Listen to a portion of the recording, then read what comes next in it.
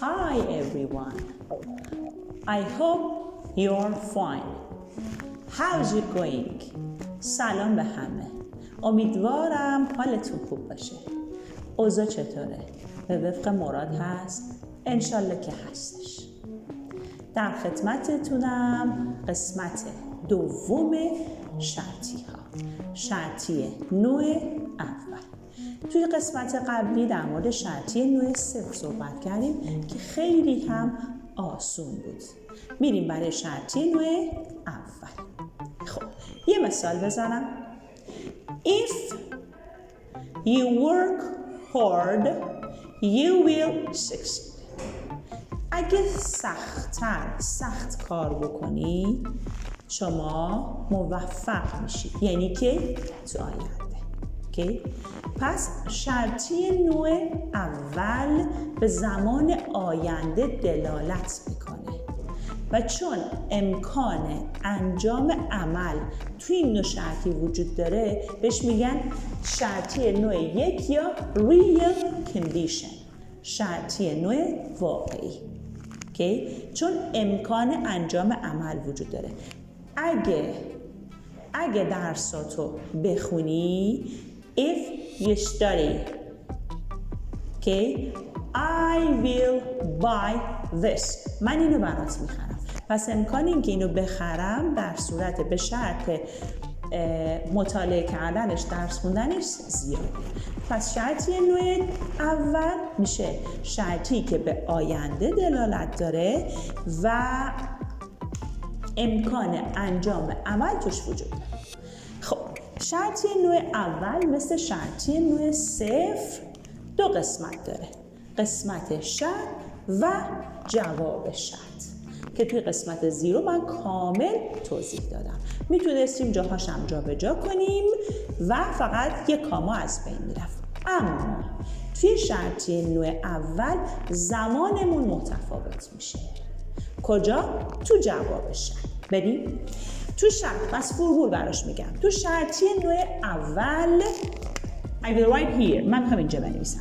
تو شرطی نوع اول if تو قسمت شرط if به علاوه فاعلم، چرا من می‌نویسم s subject یعنی فاعل حرف اولش رو برمی‌دارم. چرا می‌نویسم v؟ چون where فعل حرف اولش رو می‌نویسم. if subject verb ادامه جمله. زمان فعل من میشه زمان حال ساده. اوکی؟ زمان حال ساده.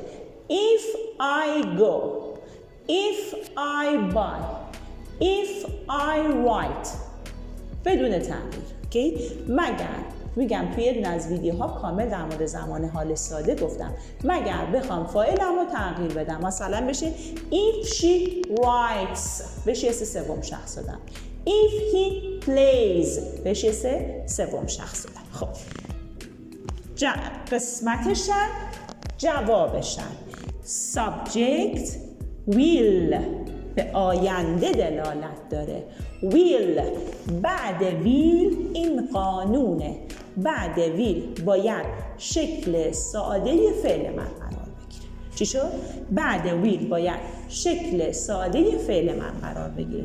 پس فقط می نویسم verb the rest of the sentence ادامه جمله. مثال if I work hard I will succeed. اگه سخت کار کنم موفق میشم. میتونم مثل شرطی نوع صفر جاشو جابجا کنم. در صورت جابجا شدن کاما از بین میره. میشه چی؟ I will succeed موفق میشم. If I work harder حتی سخت‌ترم کار کنم یا I work harder. پس میتونم جاهاشو جابجا کنم، فقط کامای من از بین میره. Let's read the sentences. بریم جملات مثال هامون رو بخونیم. If it snows اگه برف بباره we will stay at home در خانه خواهیم ماند. این میشه کتابی. در خانه خواهیم ماند. تو خونه میمونیم یعنی نمیریم بیرون. The next one بعدیش If you are late for the party اگه برای پارتی جشن دیر بکنی ناراحت میشه. She will get angry عصبانی میشه. She will get sad ناراحت میشه. خب حالا من میخوام بگم این جملات شرطی آیا منفی هم میشن؟ قطعاً میشن. توی قسمت منفی کردن دست شما بازه. میتونید قسمت شرط مثلا if you aren't late گفته بودیم که وقتی ام و ایز و آر تو جملاتمون داریم خیلی راحت بهشون not اضافه میکنیم میشه منفی. If you aren't late for the party اگه حتی برای پارتی دیر بکنی که عصبانی نخواهد شد. She will منفیش میشه چی؟ won't. will not هستش اوکی؟ will not هست که قشنگش میشه won't. short فرمش میشه won't. چیکار کردم؟ هر دو قسمت رو منفی کردم. If you aren't late she won't get angry. She won't get angry. عصبانی نمیشه. If میتونم پس اولی دو قسمت رو منفی کردم. میتونم فقط قسمت شرط رو منفی کنم. Okay. If you aren't late for the party she will get angry. اگه دیر نکنی عصبانی میشه. میتونم برعکس فقط قسمت من این ولی وای میستم این مارکر من نمی‌نویسه. چی؟ قسمت جواب شرط رو منفی کنم. پس میتونم بگم if you are late for the party اگه دیر بکنی she won't get angry. عصبانی هم نمیشه. نگران نباش. پس تو منفی کردن دست ما بازه و بستگی به جمله ما داره که کدومش رو منفی کنیم. قسمت جواب شرط یا و قسمت خود شرط یا فقط جواب شرط یا فقط خود شرط. بپنجم بستگی به شما داره. خب بریم next one. مثال بعدی. If we get the money for this job اگه از این شغل پول به دست بیاریم we will buy a new car. چی کار میکنیم؟ ما میخواییم یه ماشین جدید بخریم. if شرط میذاریم اگه تو این شغل پول خوبی به دست بیاریم we will buy که کوتاهش میشه will buy a new car. باید قشنگ‌تر صحبت کردم. خب آیا جملات شرطی سوالی هم میشن؟ yes of course. قطعاً. sure. حتماً. چجوری سوالیشون میکنیم؟ اینجا دیگه دست شما باز نیستش. برای سوالی کردن قسمت جواب شرط با خود شرط جابجا میشه. که جابجا میتونه اینجا هم باشه ها. It's better.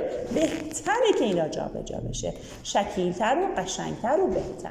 Okay؟ پس برای سوالی کردن قسمت جواب شرط رو با جمله شرط هم عوض. خب حالا اگر عوض بکنم let me clean one of them. اجازه بدید من یه دونه از اینا رو پاک کنم. دو تا مثالی که خوندیم و اینا رو پاک کنم. من میام قسمت جواب شرط که بود will subject will verb and rest of a sentence. ادامه جمله if subject verb ادامه جمله. میخوام اینو سوالیش کنم. چجوری سوالی میکنم؟ فرمول سوالیش میشه will plus subject. از will آوردم اول subject رو بردم دوم. دیگه به هیچ چیزی دست نمیزنم. یعنی همه اینا سر جای خودشون قرار میگیرن. به این نوع میگیم سوالی کردن. چی؟ میگیم سوالی کردن. خب حالا یه سوالی نوشتم.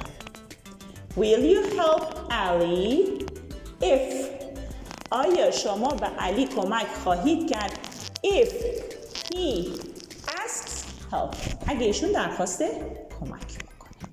و چی شد؟ سوالیش کردم. Will you help Ali if he asks help اگر شما درخواست کمک بکنه کمکش میکنی؟ پس چی شد؟ سوالی من شد. حالا آیا این سوالی ها دابل اچ هم میتونن باشن؟ شما دو نوع سوالی داریم دیگه. yes no questions، double h question. سوالات بله و نه خیری و سوالات دابل اچی که سوالات به اصطلاح اینفورمیشنی بهش میگن، یعنی اطلاعات میگیری. وقتی میگم where do you go کجا داری میری، یعنی میخوام ازش اطلاعات بگیرم.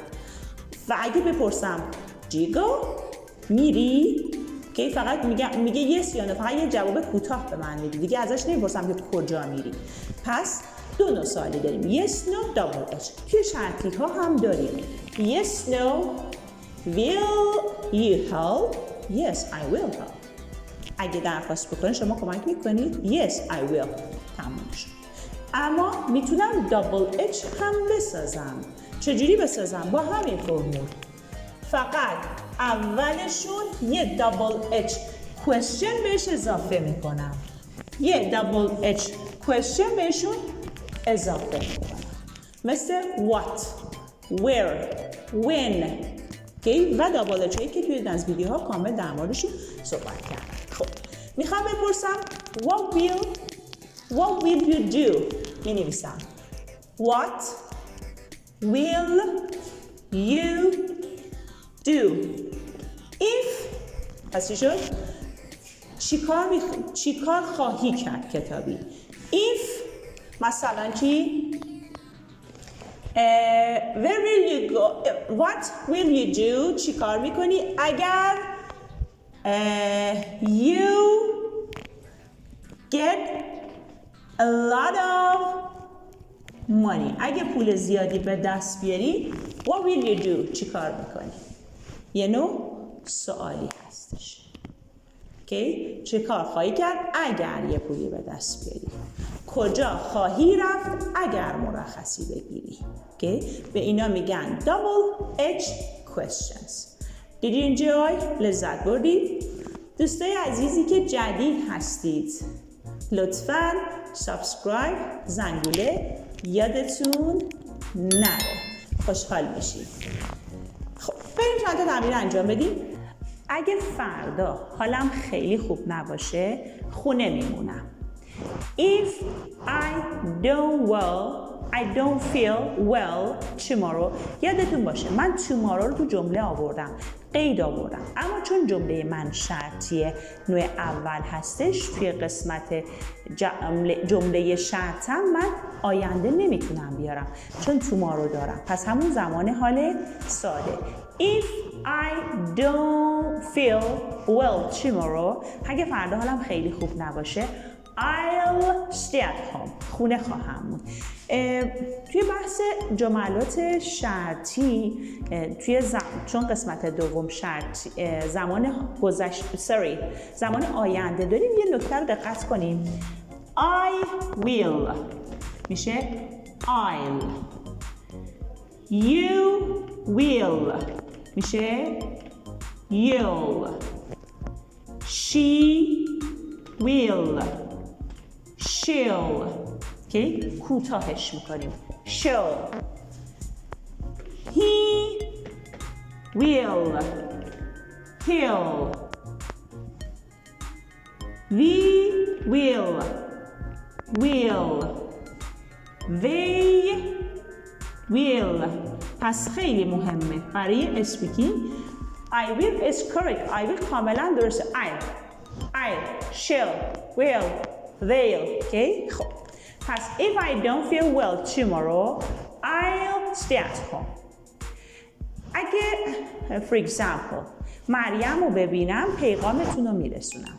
If I see مریم I'll give her your message. بهشون پیغامو میرسونم. I'll give her your message. امیدوارم لذت برده باشید. شما رو به خدای بزرگ میسپارم. انشالله قسمت یا شرطی نوع دوم و سوم در قسمت‌های بعدی می‌بینیم.